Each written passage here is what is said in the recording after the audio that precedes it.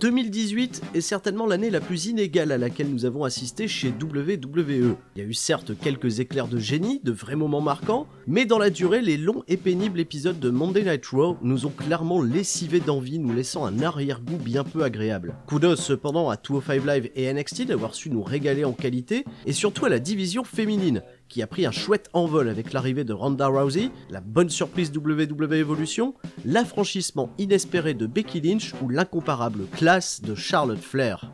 Mais dans cette vidéo, je vous livrerai mon top 10 des meilleurs catcheurs de Raw et SmackDown, un choix pas bien simple tant mes décisions paraîtront, je le suppose, discutables, mais acceptons une fois de plus de désacraliser le catch en parlant et en débattant dans la section commentaires. Je suis Sturi, j'aime la tisane, et voici mon top 10 des meilleurs catcheurs WWE du main roster 2018. Numéro 10, Samoa Joe. Tout a tellement mal commencé pour Joe, blessé très tôt dans l'année le privant du Royal Rumble et à nouveau de WrestleMania. Le Superstar Shake-Up l'a amené à se relancer à SmackDown où le main event lui serait plus facilement accessible et l'éloignerait enfin d'un Roman Reigns avec lequel la mayonnaise n'a jamais réellement prise. Le bilan ne sera pas bien reluisant pour la Submission Machine qui ne remportera ni le championnat WWE ni le championnat des États-Unis, même pas un titre tag pour rigoler. Son ratio de victoires, défaites show TV et live event confondus est totalement irréel. 7 victoires pour 79 défaites en date du 28 novembre 2018. Pourtant, Joe s'est illustré durant son programme contre AJ Styles qu'il connaît si bien et conserve un soutien très prononcé des fans. Une 10e place à prendre comme un cri du cœur. Numéro 9, Randy Orton. Sans prétention aucune, la relégation dans la mid-card de Randy Orton a été intéressante à suivre. Passer d'un babyface qui tournait clairement en rond, un règne de champion US oubliable et une utilisation étrange dans le programme face à Owens et Zayn. Orton a parfaitement réussi son heel turn à la mi-année, il a sublimé son programme contre Jeff Hardy et tient une route d'enfer face au revenant Rey Mysterio. Une personnalité forte, des promos toujours convaincantes, un in-ring pas des plus flamboyants mais bien aux attentes et loin des douloureux épisodes de l'an passé contre Jinder Mahal. Orton semble avoir retrouvé la motivation et cette petite étincelle nous laisse présager qu'à tout moment, la Vipère pourrait faire un retour frappant dans le haut de la carte en 2019. Numéro 8, Rusev. Souvenez-vous qu'en début d'année, l'avenir de Rusev devenait bien sombre chez WWE. Entre son utilisation foireuse, ses coups de gueule justifiés sur Twitter, Rusev a réussi à capitaliser sur un angle où il célébrait sa victoire sur Randy Orton dans l'inauguration du premier Rusev Day. La catchphrase qui surclasse le catcheur et Rusev s'est retrouvé par magie la figure la plus hot du moment chez WWE. Un face turn organique, bien mal maîtrisé par le scénario mis en place par WWE et une fin d'année totalement aux fraises contre Aiden English pour qui le heel turn précipité l'a simplement conduit à perdre en 2 minutes et à disparaître des écrans. Rusev va-t-il un jour être pris au sérieux? Va-t-il rester éternellement dans la mid-card? Nous restons tous convaincus que Rusev connaîtra un jour la grande consécration méritée pour le plus beau des Rusev Day. Numéro 7, Jeff Hardy. J'étais loin de m'imaginer que Jeff Hardy aurait eu un si bon run solo en 2018 avec des combats loin d'être dégueux et en continuant de donner autant de sa personne. Même si c'est la boule au ventre que j'ai regardé ses combats de peur qu'il se blesse à nouveau, Jeff Hardy fut cette année un bon champion US. Sa rivalité contre Randy Orton fut l'une des mieux conduites de l'année, culminant dans ce Hell in a Cell d'une violence assez rare chez WWE qu'elle mérite d'être soulignée. Hardy reste un babyface naturel, son passé n'est pas du tout oublié par les fans ni par WWE qui a célébré justement la longévité de sa carrière pour justifier d'un programme intéressant contre Samoa Joe sur cette fin d'année. Hardy jouit ainsi d'une pertinence solide, le bon soldat prêt à partir au combat, en espérant que son rythme actuel lui convienne et qu'il reste épargné des blessures pour 2019. Numéro 6, The Miz. Et oui, grosse série pour SmackDown, The Miz à la 6ème place, bon, il le mérite tellement, mais il aurait mérité tellement mieux si son programme avec Daniel Bryan, probablement l'affiche la plus attendue de 2018, ne s'était pas terminé sur une victoire abrupte en 2 minutes en Australie. Après avoir terminé un autre run solide de champion intercontinental à WrestleMania, son retour à SmackDown a été perçu comme un nouveau départ et une conduite vers le main event tellement mérité. Et finalement, rien du tout. Il reste dans le permis de carte, très consistante de cette branche bleue, donne de bonnes prestations, nous fait rire, enfin me fait rire, après je conçois qu'on ne partage pas tous le même humour. Pourtant, une année bien moins excitante que la précédente, alors que le Miz était peut-être au plus proche de reconquérir un titre majeur chez WWE qui lui échappe depuis 2011.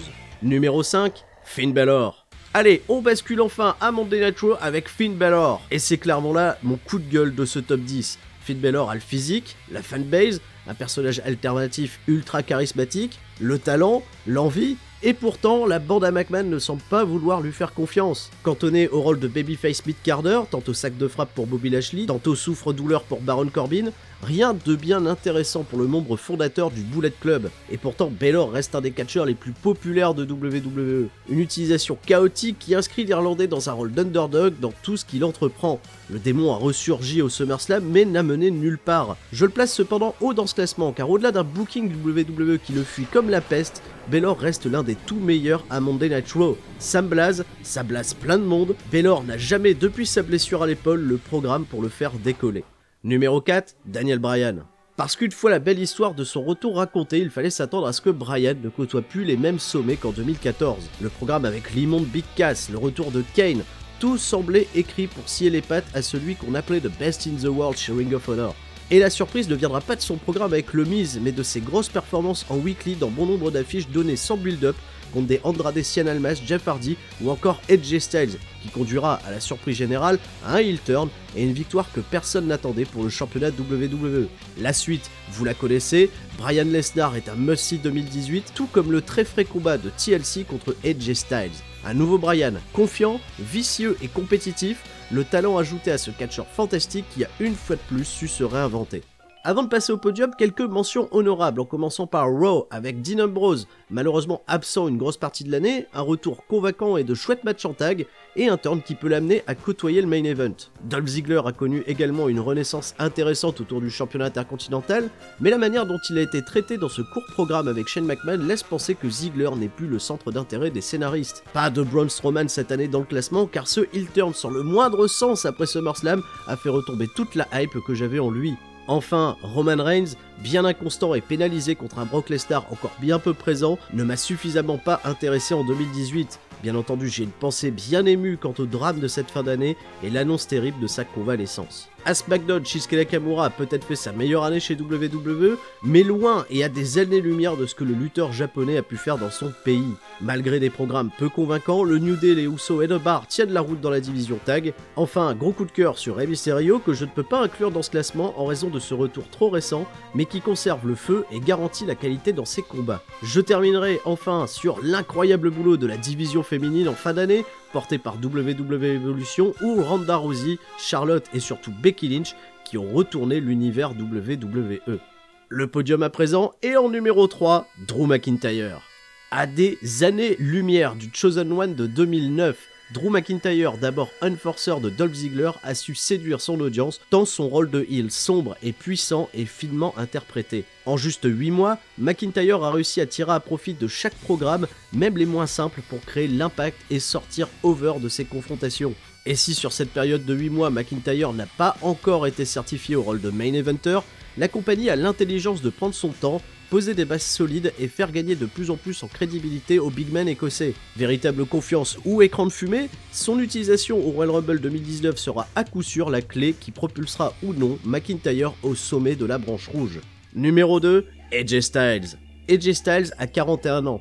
Il a passé plus d'une année en tant que champion WWE et peut se satisfaire pleinement de sa catchphrase « SmackDown Live, la maison que AJ Styles a bâtie ». Et pourtant, l'abus des affiches répétées contre Shinsuke Nakamura et Samoa Joe n'ont pas joué en sa faveur. La soupe avariée des finishes péraves pour justifier des rematchs à rallonge. Un règne sur la durée certes, mais quel enfer de voir un main event aussi bouché cette année à SmackDown. Styles finit cependant 2018 en fanfare dans un programme contre Daniel Bryan que tous les fans rêvaient de voir avec un duel au sommet lors de TLC qui a parfaitement comblé les attentes. Hâte de voir la direction que prendra le Phenomenal One chez WWE en 2019, lui qui pourrait être un splendide rempart au talent NXT que nous pourrions voir débarquer dans le roster principal prochainement. Enfin, numéro 1, Seth Rollins. J'ai hésité, tellement hésité, car Rollins est à mon sens le symbole de toute ma frustration quand je regarde WWE. Capable d'être ce babyface fédérateur dont WWE a tellement besoin pour le haut de sa carte, de livrer des combats explosifs et de faire briller chacun de ses adversaires. Rollins peut être ce forfait complet et ce stéréotype du catcheur parfait en 2018. Pourtant j'ai râlé cette année, J'ai tellement râlé sur cette énième réunion du Shield et d'un Seth Rollins particulièrement effacé derrière Reigns et Ambrose, bloqué dans son périple de brillant champion intercontinental. La convalescence de Roman Reigns pourrait être le malheureux élément déclencheur pour voir Rollins à nouveau au sommet de WWE. Les rumeurs parlent d'un Rollins-Lesnar à WrestleMania 35, ce qui peut être une belle affiche, mais il sera impératif de construire un Rollins très fort au Rumble et sur ce début d'année 2019 pour qu'un maximum de personnes se rallient derrière l'architecte. Ainsi s'achève ce top 10 des meilleurs catcheurs 2018 de Raw et SmackDown. Ai-je oublié quelqu'un? Où sont Kevin Owens et Sami Zayn? Bobby Lashley et Baron Corbin? Est-ce que R-Truth mériterait d'être cité? Je vous laisse en débattre et je vous donne un dernier rendez-vous pour le top 10 des meilleurs combats de l'année 2018 dans le monde. C'était Sturi, à la prochaine, ciao bye bye.